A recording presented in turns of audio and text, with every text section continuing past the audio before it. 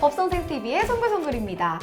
요즘 많은 분들께서 자산 관리에 관심 많이 있으신 것 같은데 부동산, 주식뿐만 아니라 가상화폐에도 투자 많이 하시죠. 그런데 2022년부터는 가상화폐에도 상속세와 증여세가 부과된다고 합니다. 이에 관해서 이야기 나눠보도록 하겠습니다. 안녕하세요. 안녕하세요. 네. 가상화폐 저도 많이 들어봤는데 비트코인, 리플 이런 거 말하는 거잖아요. 네, 그렇죠. 근데 이 가상화폐도 하다 이 가상화폐도 재산으로 보는 건가요? 네. 가상화폐 주변에서 많이들 하시거든요. 송구송구님 또 혹시 하시나요? 저는 이제 시도를 해보려고 하다가 이제 아직은 쫄보라서.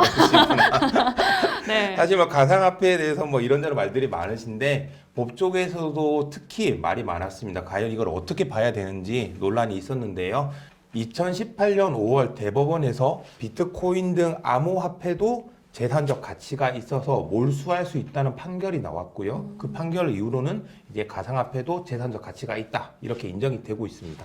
아무래도 가상화폐 좀 요즘 많이 하시고 또 수익도 많이 나시다 보니까는 이거를 재산으로 인정하는 것 같은데 그러면은 이 상속세, 증여세는 가상화폐에서 언제부터 부과되는 건가요? 이 부분이 조금 오해가 있으실 수 있는데요. 이 전부터 이제 가상화폐에 대해서 상속세, 증여세가 부과는 되었습니다. 아, 그래요? 상증세법에 따르면 상속 재산이란 금전으로 환산할 수 있는 물건이나 재산적 가치가 있는 권리로서 피상속인에게 기속되는 모든 재산을 의미하는 거거든요. 그러니까 가상화폐도 당연히 상속 재산에 포함은 됐었는데요. 네. 이번에 상증세법 시행령이 개정되면서 이 가상화폐를 어떻게 평가할 것인가 그 평가 방법이 규정된 것입니다.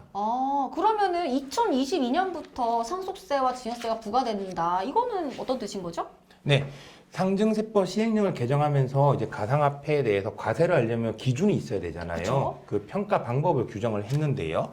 가상화폐의 경우 특정 금융정보법에 따라서 그 거래소에서 거래되는 가상화폐 같은 경우에는 전후 1개월치의 평균치를 가지고 평가를 하고요. 가상화폐 거래소에서 거래되지 않는 화폐 같은 경우에는 이제 그날 시세라든지 해서 합리적인 가액으로 평가하도록 했습니다. 다만 이제 실무적으로는 국세청에서 이제 우리나라에서 4대 가상화폐 거래소인 빗썸, 코빗, 코인원, 업비트? 죄송합니다. 제가 코인 안 해서. 네. 아무튼 그 네 곳을 기준으로 2개월간 가격을 평균해서 그걸로 이제 평가를 한다고 합니다.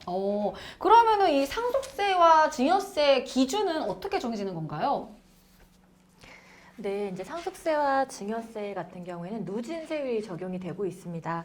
근데 누진세율이 적용되기 위해서 과세표준이 있어야 되는데 이제 과세표준은 이제 재산가액에서 공제액을 차감한 나머지가 과세표준입니다.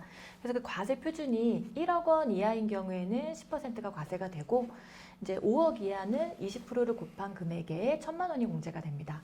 10억 이하는 30%를 곱한 금액에 6천만 원이 공제가 되고 30억 이하는 40%를 곱한 금액에 1억 6천만 원이 공제가 됩니다. 그리고 30억 초과는 50%를 곱한 금액에 4억 6천만 원이 공제가 돼서 상속세가 부과됩니다. 금액이 어마어마한데 이게 실제로 이런 경우가 있는 거죠. 아무래도 가상화폐 또 많이들 하시니까, 그죠? 네, 그렇죠. 네. 그럼 만약에 상속세를 한 번에 다 못 낼 형편이다. 그러면 어떻게 하는 거죠? 네, 이제 그런 경우가 많이 있죠. 이제 그런 경우에는 먼저 분납이 가능합니다. 그리고 연부 연납도 가능한데요. 먼저 분납 같은 경우에는 납부할 세액이 1,000만 원을 초과할 때 신고납부 기한이 지난 후 2개월 이내에 2회로 분납해서 납부를 할 수 있습니다.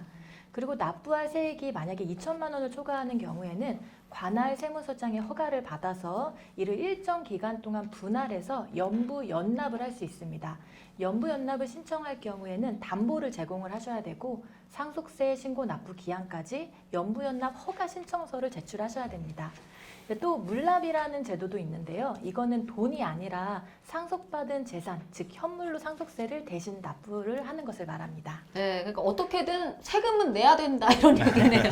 네, 국가가 참 고마우면서도 뭔가 좀 씁쓸하네요. 네. 오늘은 가상화폐에 그 증여세와 상속세가 부과된다 이런 이야기를 나눠봤는데요. 법과 세금에 대해서 궁금한 점 있으시면 언제든지 연락 주세요. 누구를요? 법선생!